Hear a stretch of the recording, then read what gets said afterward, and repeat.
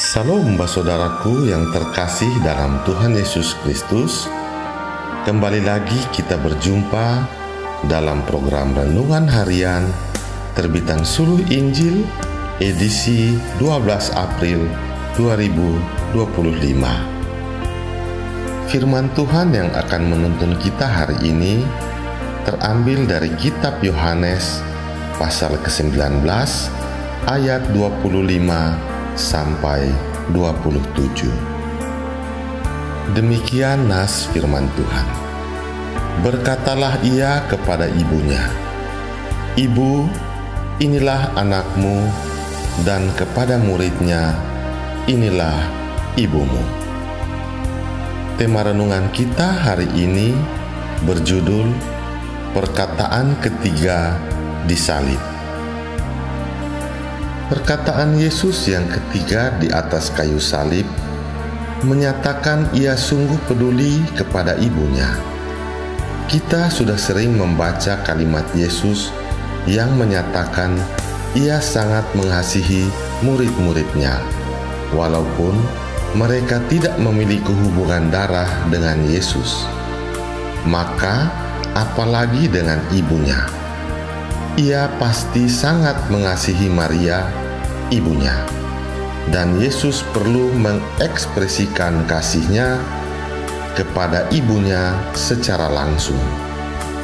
Kasih Yesus kepada ibunya dinyatakan melalui perkataan, "Ibu, inilah anakmu," dan kepada murid yang dimaksudkan, "Inilah ibumu." Ada relasi baru yang Yesus inginkan di antara ibunya dan muridnya, dan relasi tersebut sesungguhnya terkait dengan Yesus sendiri.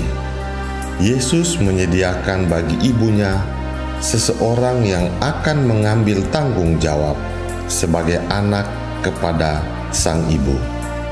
Ini bukan berarti Yesus tidak mampu menjadi anak bagi ibunya, sehingga ia meminta murid lain melakukannya.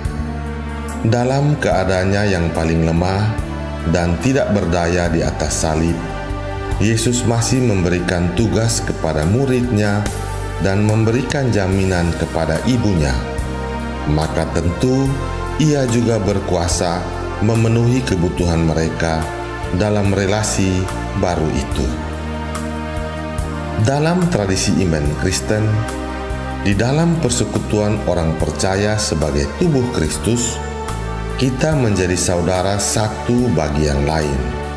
Kita memiliki banyak saudara, ibu dan anak, karena Yesus Kristus.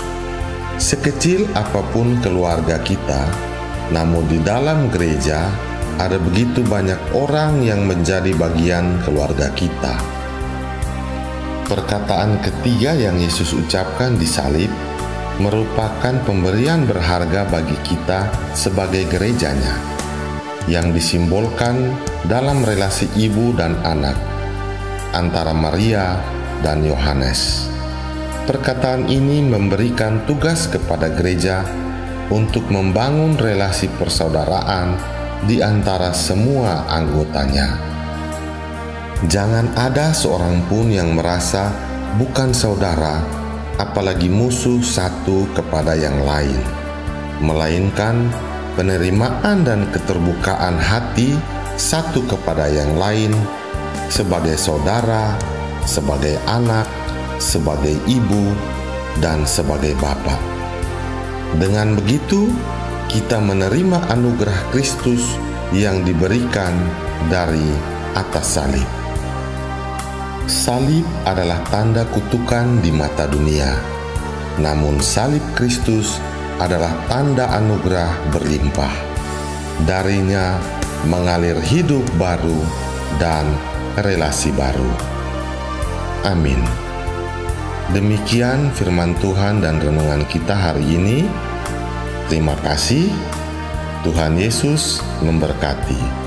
Salam.